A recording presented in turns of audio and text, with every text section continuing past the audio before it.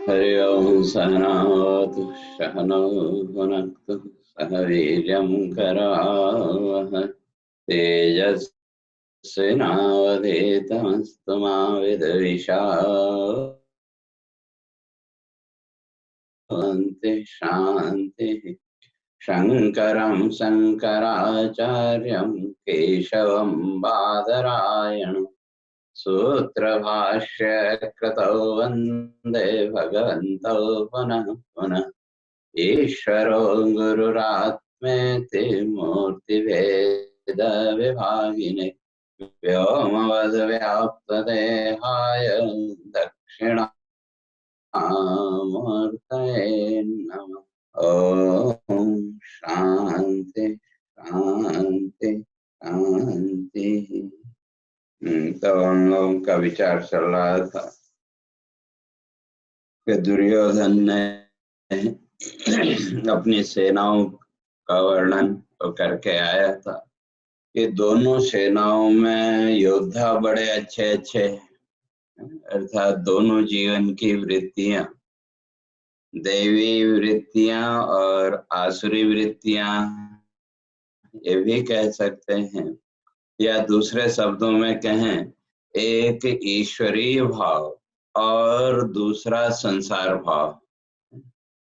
और जो मनुष्य है उसकी प्रवृत्ति रही है, उसके जीवन का रहा है कि संसार भाव को पकड़ना।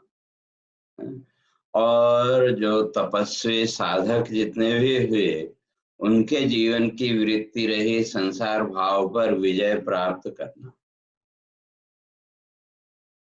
एक जो सामान्य व्यक्ति है वो इस संसार भाव के लिए जीता है कि वे ऐसा हो जाए, ये हो जाए, वो हो जाए, जो कुछ भी हमारे जीवन की कल्पनाएं हैं। और जो साधक हैं, जो विचारशील व्यक्ति हैं, वो इस संसार भाव से ऊपर उठने के लिए, वो तो दोनों का ध्येय अलग अलग। तो वही यहाँ पर दुर्योधन इस बात को स्पष्ट कर रहा है कि भीष्माभिरक्षितम्, हमारे पक्ष में तो कौन है? भीष्म, अर्थात मन की वृत्ति, मन प्रधान वृत्ति जो संसार की है, कहते हैं अपर्याप्त। अर्थात कहने का तात्पर्य ये है कि संसार भाव जो है वो कभी भी ईश्वर भाव को जीत नहीं सकता। और ज्यादातर लोगों की कोशिश क्या होती है, ईश्वर भाव को भी हमने इस संसार भाव के लिए ही उपयोग किया।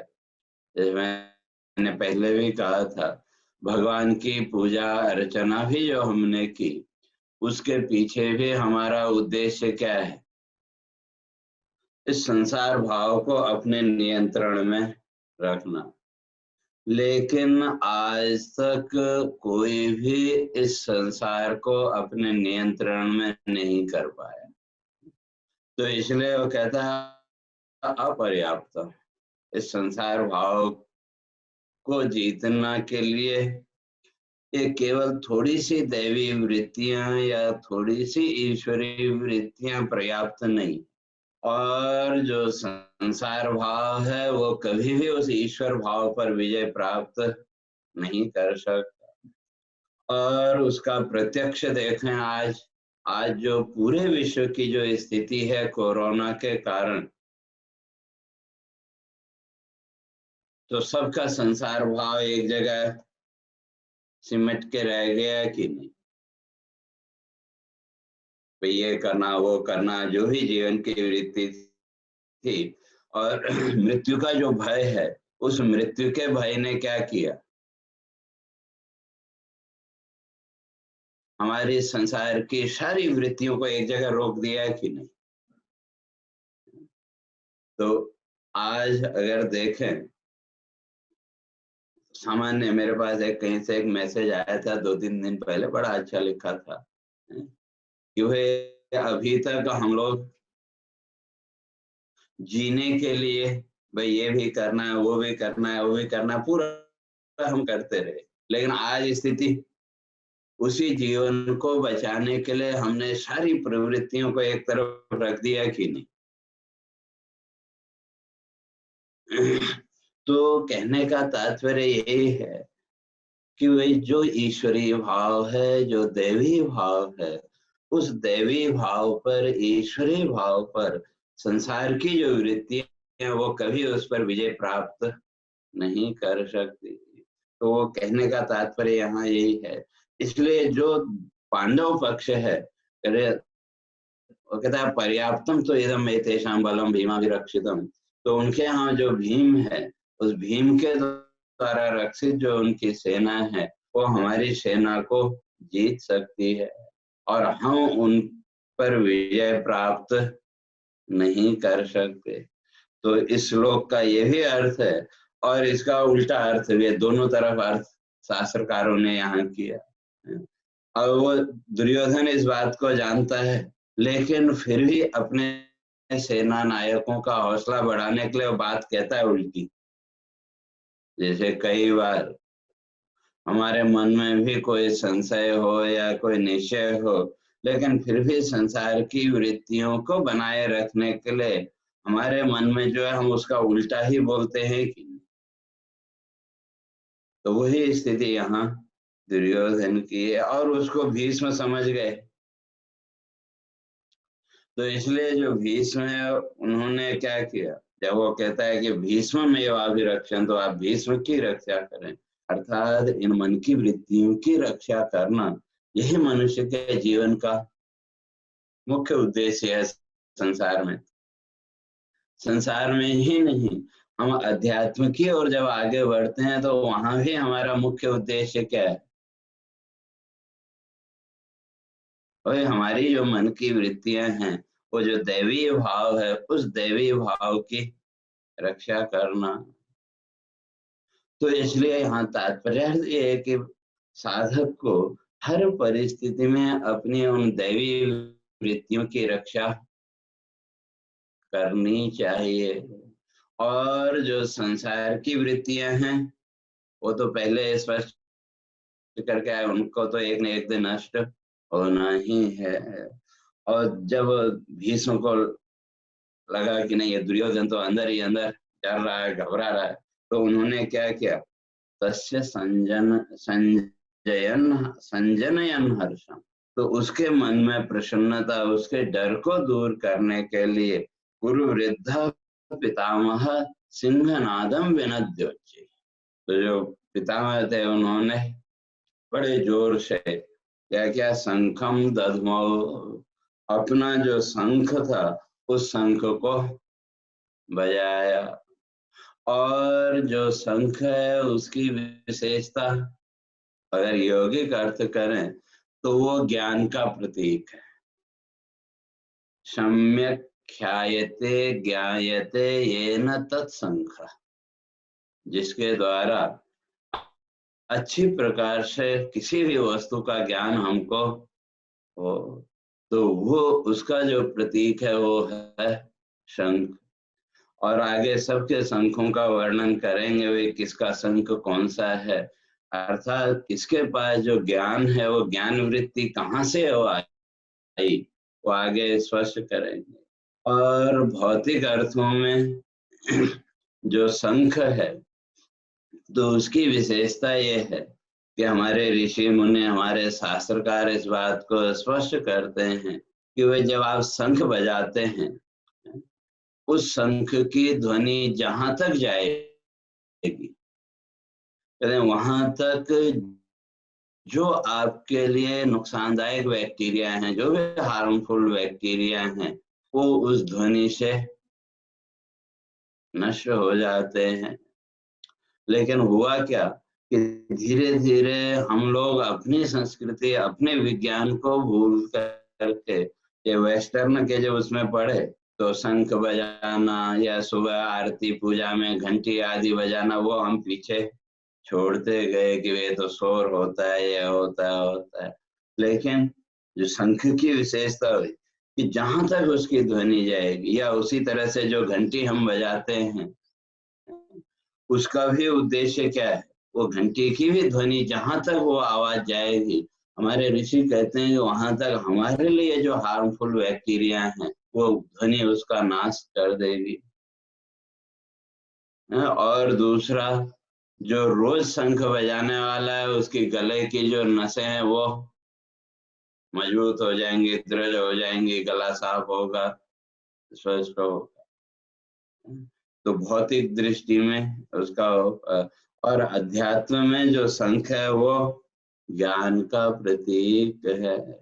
तो इसलिए वो जो दुर्योधन है उसके मन के डर को दूर करने के लिए तो वहां उन्होंने उस शंख को बजाया, अर्थात अपनी जो सामर्थ्य है उस सामर्थ्य का प्रदर्शन किया। और जैसे ही उन्होंने शंख बजाया तो शंख बजाने का तात्पर्य युद्ध का आरंभ। हमारी संस्कृति में, हमारी जो वैदिक संस्कृति है, इस संस्कृति में कोई भी कार्य हमको करना हो उससे पहले शंख ध्वनि हम करते हैं कि घर में पूजा पाठ आदि भी करना हो तो सबसे पहले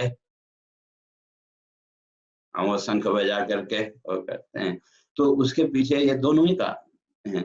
तो वहाँ जो साइंटिफिक जो रीजन है वो ये है कि उस शंख ध्वनि के द्वारा जहाँ भी हम बैठ के जो भी पूजा पाठ है, जो कुछ भी हम कर रहे हैं, उसकी ध्वनि जहाँ तक जाए वहां तक जो हार्मफुल बैक्टीरिया या दूसरे शब्दों में कहें तो जो नेगेटिव एनर्जी है वो नेगेटिव एनर्जी उससे समाप्त हो जाए। तो उस एरिया में जो है तो पॉजिटिव एनर्जी वहां रहे। तो और शंख की ध्वनि हमने सुनी, हम बाहर बैठे हैं, अंदर कोई प्रोग्राम चल रहा है, तो शंख ध्वनि सुनते ही हम भी क्या समझ लेते, भाई नहीं अब पूजा आदि जो भी काम है वो शुरू होने जा रहा है। तो बाकी दूसरे कार्यों को छोड़ के भी हम तुरंत उसमें शामिल होने के लिए चले जाते हैं कि नहीं। तो इसलिए किसी भी कार्य के आरंभ में शंख ध्वनि का हमारे ऋषियों ने जो व्यवस्था की, जो विधान किया, उसके पीछे उद्देश्य यही था कि वो जो नेगेटिव एनर्जी है वो वहां से दूर हो। या उसी अनुसार प्रसंगवश भाई दीपक जलाना, घी का दीपक जलाना, तो वो किस लिए, और उसमें भी पुराने हमारे बुजुर्ग कहते थे कि गाय के घी का दीपक जलाओ।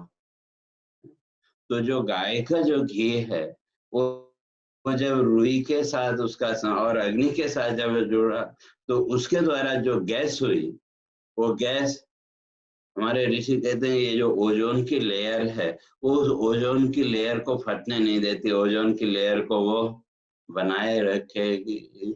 तो उससे क्या होगा कि सूर्य की जो किरणें हैं, तो और सूर्य की किरणों में 3 प्रकार की अल्ट्रावायलेट किरणें हैं।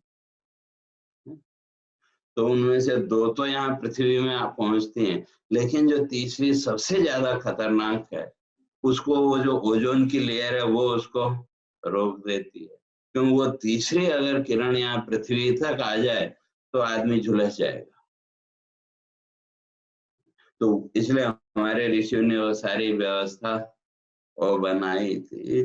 तो अब जब भीष्म ने उस शंख को बजाया तो उसके साथ साथ फिर सबने अपनी अपनी उपस्थिति वहां दर्ज की। क्यों, अब युद्ध क्षेत्र में कौन कौन उपस्थित है वो कैसे पता लगेगा, तो वही कहते हैं, वही शंखाश्च भैर्याश्च, सबने अपनी अपनी उपस्थिति दिखाने के लिए अपने अपने जो भी साधन उनके पास थे वो सब प्रकट किए। और वही कहते हैं ततः शंखाश्च भैर्यश्च पणवानक गोमुख। तो तरह तरह के जितने भी वाद्य यंत्र थे, ढोल नगाड़े और तुरही सिंगी आदि जितने भी थे, जिसके पास जो था वो उसने बजाया। और वो जो शंख है वो कैसा, सहसेवाभ्यनंत सशब्द तुमलो, वो बड़ा भयंकर शब्द उसके द्वारा वहां प्रकट हुआ। और उस शब्दों ने क्या किया तो आगे तो कहते हैं कि भाई जो पांडव है के हृदय में तो उन शब्दों ने प्रसन्नता प्रकट की, और जो धृतराष्ट्र का पक्ष था, कौरवों का पक्ष था, वहां उस शब्द से भी वो भयभीत हुए। तो कैसे दो, तो आगे क्रम से उसमें आएगा। तो कहते हैं जब वो शब्द प्रकट हुआ तो उसी समय भगवान कृष्ण और अर्जुन ये दोनों वहां प्रकट हुए। और जो शब्द है, व्याकरण शास्त्र में शब्द को ही परमात्मा माना, शब्द को ही ब्रह्म माना। जैसे हमारी संस्कृति में जो ओमकार का उच्चारण है, तो ये ओम सृष्टि का प्रथम शब्द इसको माना है, ओम को। क्योंकि दो ही शब्द शुरू में प्रकट हुए। हमारे ऋषि कहते हैं ओंकारश्चात् शब्दश्च द्वावेतो ब्रह्मणः पुरा। तो पहला जो शब्द प्रकट हुआ इस सृष्टि में वो ओंकार। और जो व्याकरण का सिद्धांत है, हमारी जो संस्कृत ग्रामर है, व्याकरण है, उसकी दृष्टि से अगर देखें तो इस ब्रह्मांड में जितने भी शब्द हैं वो उस ओम के अतिरिक्त और कुछ है ही नहीं। तो जो ओम है, तो वो जो ओम है वो कहाँ से शुरू हुआ? जब अगर हम उच्चारण करें, औ से शुरू हुआ और उसका विराम भी औ में। जब भी ओम का उच्चारण आप करें तो ध्यान से देखें, औ से शुरू हुआ और उसका अंत भी औ में।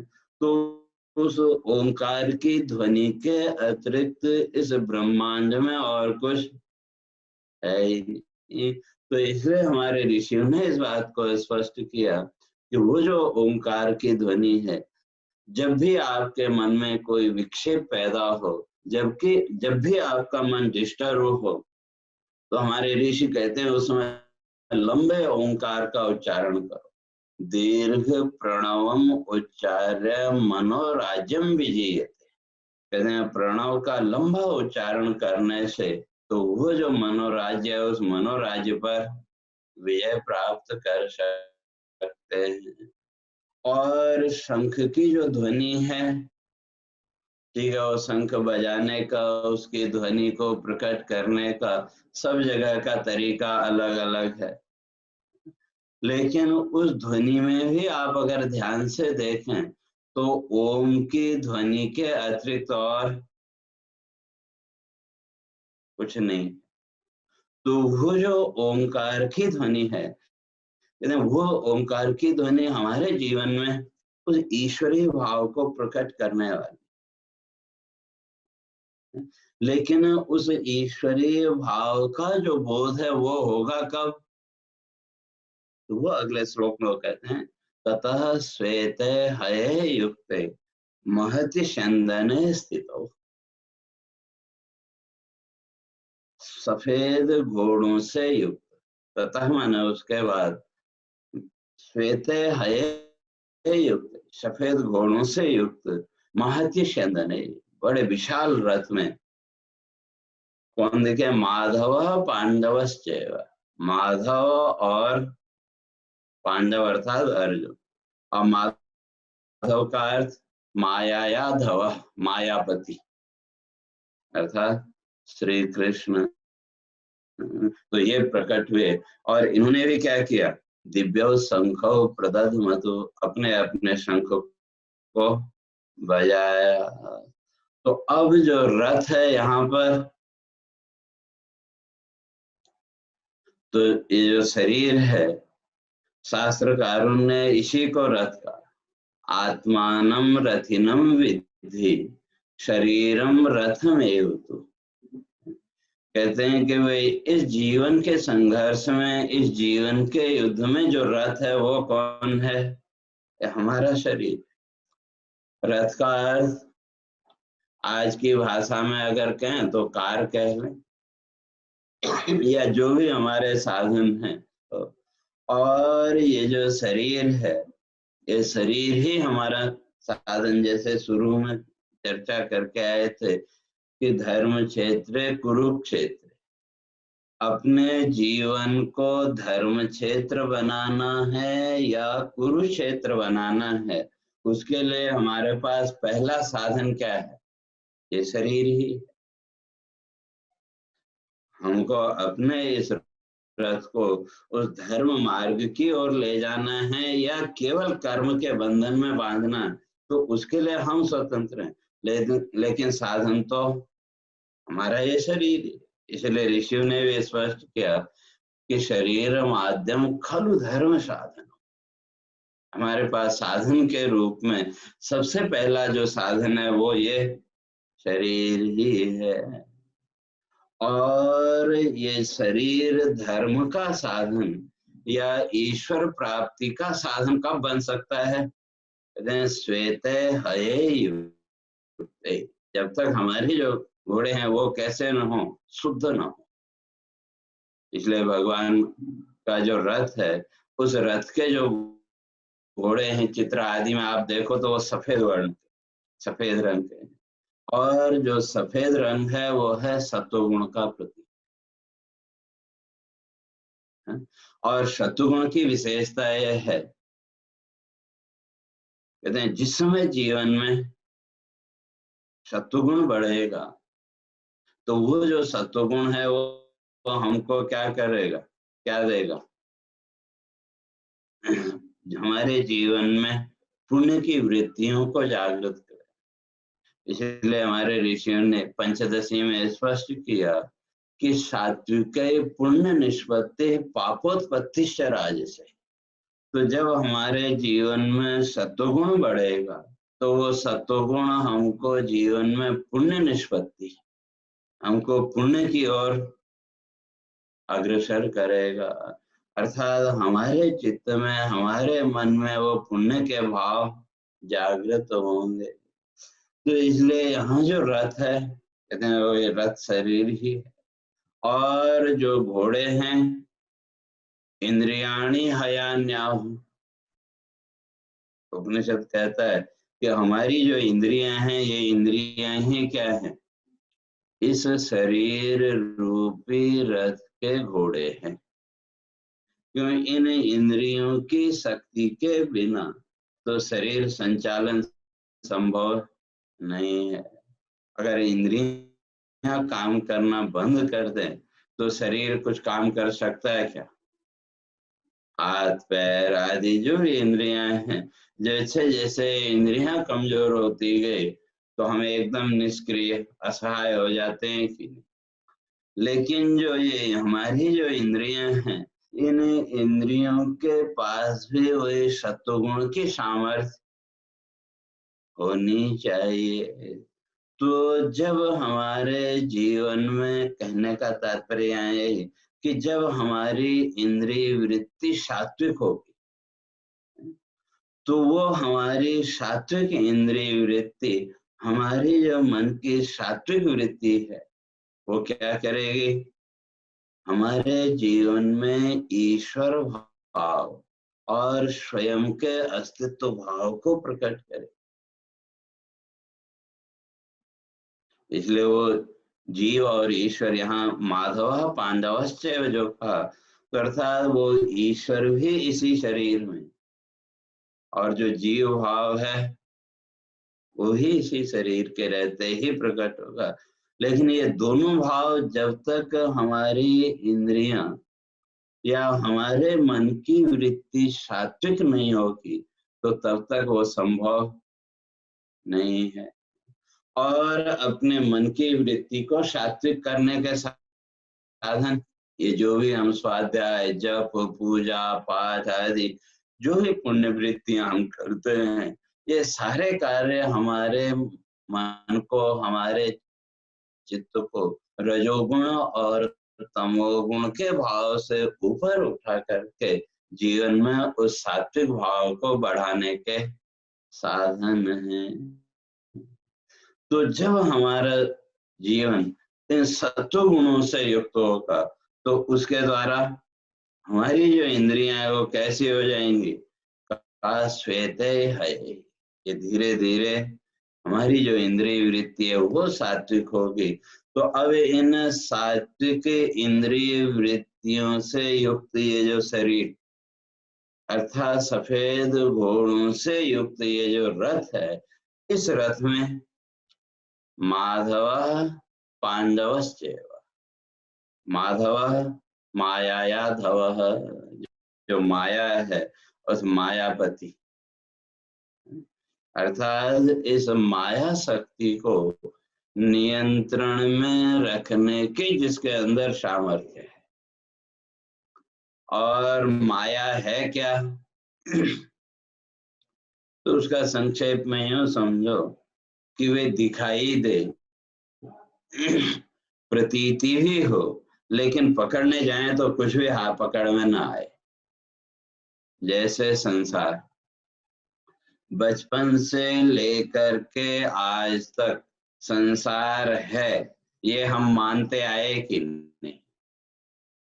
संसार है मानते आए, और उस संसार की वृत्तियों में हमारी प्रवृत्ति भी हुई। अगर आपसे कोई पूछे संसार क्या है, तो बता सकते हैं क्या? बचपन से लेकर के आज तक हम मानते आए कि वे संसार है, लेकिन संसार क्या है, कैसा है, बता सकते हैं क्या? या दिखा सकते हैं कि ये संसार है? तो इसी का नाम कहते हैं, इसी का नाम माया। जैसे स्वप्न, सपना हमने देखा, सपने में हमको दृश्य भी दिखाई दिए, उन दृश्यों के द्वारा सुख दुख की अनुभूति भी हुई, लेकिन वो सपने के दृश्य कहाँ हैं? सुबह आंख खुलने के बाद दिखा सकते हैं क्या? हम दिखा नहीं सकते। इसी तरह से बचपन से लेकर के आज तक संसार है ये हम मानते आए, लेकिन संसार ऐसा है ये हम नहीं कह सकते, उसको दिखा नहीं सकते। तो इसलिए जो दिखाई दे, जिसकी हमको प्रतीति भी हो, फीलिंग भी हो, लेकिन फिर भी पकड़ में कुछ ना आए, उसी का नाम माया। तो इस माया शक्ति को जो नियंत्रित करने के सामर्थ्य रखता है वो मायापति अर्थात ईश्वर, और जो इस माया के बंधन में बंध गया उसका नाम जीव है। तो अब ये दोनों भाव, तो ईश्वर भाव भी कहाँ प्रकट होगा? तो इसी शरीर। और ईश्वर को प्राप्त करने के लिए कहीं दूसरी जगह जाना पड़ेगा ऐसा नहीं, बल्कि जैसे जैसे हमारी इंद्रिय वृत्ति शुद्ध होती जाएगी साधना के द्वारा, वैसे वैसे वो ईश्वर भाव भी हमारे जीवन में प्रकट होता जाएगा। लेकिन उसके लिए कहते हैं पांडवश्चैव, पांडव की वृत्ति होनी चाहिए, अर्थात ज्ञान वृत्ति। पांडव का अर्थ ज्ञान वृत्ति। तो वो भी कौन सा ज्ञान? संसार का ज्ञान नहीं, अपने स्वरूप का ज्ञान, स्वयं के स्वरूप का ज्ञान, और अपने होने की हमको अनुभूति तो है, चाहे वो मनुष्य हो चाहे पशु पक्षी हो, हर एक को अपने होने का अनुभव है कि नहीं? जैसे हमारा अपने होने का अनुभव, ऐसे ही संसार के जितने भी प्राणी हैं सबका अपने अपने अस्तित्व का अनुभव सबको है, लेकिन उसका हमको ज्ञान नहीं। हमने उस अपने अस्तित्व भाव को कहीं न कहीं इस शरीर और इन इंद्रियों के साथ, और जो संसार की जो भी मान्यताएं हमने अपने ऊपर ओढ़ रखी उसके साथ हमने उसको जोड़ रखा है कि नहीं? मैं ये हूँ, मैं वो हूँ, जो कुछ भी हम मानते हैं, तो अपने होने का ज्ञान है, लेकिन उस ज्ञान को हमने इस संसार के क्षणिक ज्ञान के साथ जोड़ के रखा है। क्योंकि हमारा संसार का जितना भी ज्ञान है, उस ज्ञान से पहले हमको हमारे होने का ज्ञान चाहिए कि नहीं? अगर हमको सेल्फ एग्जिस्टेंस का ही ज्ञान न हो तो संसार की किसी भी वस्तु का ज्ञान नहीं हो सकता। लेकिन उस सेल्फ एग्जिस्टेंस को हमने किसके साथ जोड़ लिया?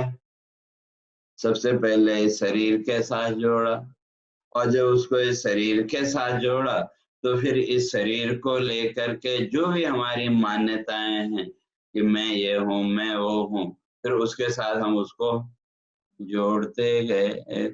और उसका कारण हमारा जो अपने अस्तित्व का बोध था, अपना अस्तित्व ज्ञान था, वो धीरे धीरे गायब हो। तो इसलिए जब हमारी इंद्रिय वृत्ति, हमारी मन की वृत्ति जब सात्विक होगी तो कहते हैं उस समय फिर पहले अपने स्वरूप का बोध, और वो हमारा अपना स्वरूप बोध हमको उस ईश्वर के ज्ञान तक, ईश्वर बोध तक लेके जाएगा। तो इसलिए कहते हैं उसी समय जब ये ध्वनि हुई, कोलाहल जब हुआ, तो उस समय फिर इसी शरीर के अंदर कहते हैं जीव भाव और ईश्वर भाव ये दोनों प्रकट हुए। जब संसार का ज्यादा विक्षेप बढ़ जाता है तो उस समय कहीं न कहीं हमको हमारे अस्तित्व का बोध होता है कि नहीं। सामान्य जीवन चल रहा है तो वहां कोई ज्यादा डिस्टर्ब नहीं होता, लेकिन जब कभी कोई समस्याएं, कोई परेशानियां बहुत आ गई तो उस समय कहीं न कहीं हमको अपने अस्तित्व का बोध भी होता है कि नहीं। और उसके साथ ही ईश्वर भाव भी कहीं न कहीं हमारे अंदर जागृत होता है।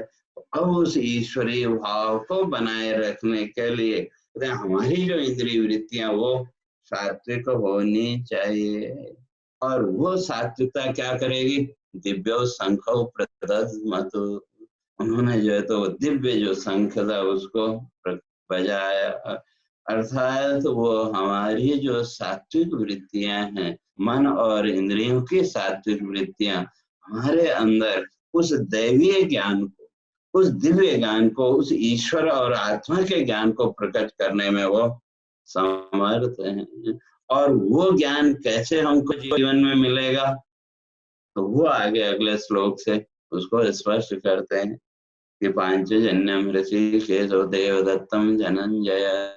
तो ऋषिकेश माने वही भगवान, तो उनका जो है वो शंख, उसका नाम है पांचजन्य। पंचाध्यायते अर्थात इन इंद्रिय वृत्तियों के द्वारा प्रकट होने वाला ज्ञान। और जो अर्जुन का जो धनुष है उसका नाम है देवदत्त, अर्थात देवेन दत्त, देवताओं ने जो प्रदान किया। और उसी तरह से फिर आगे और शंखों की भी वो व्याख्या करेंगे कि हर एक का जो शंख है उनका वर्णन। तो वो शंख के जितने भी हैं उसी ज्ञान वृत्ति के प्रतीक हैं। तो उसकी चर्चा फिर आगे कंटिन्यू करेंगे। हरि ओम पूर्णमदः पूर्णमिदं पूर्णात् पूर्णमुदच्यते पूर्णस्य पूर्णमादाय पूर्णमेवावशिष्यते। ओम शांति।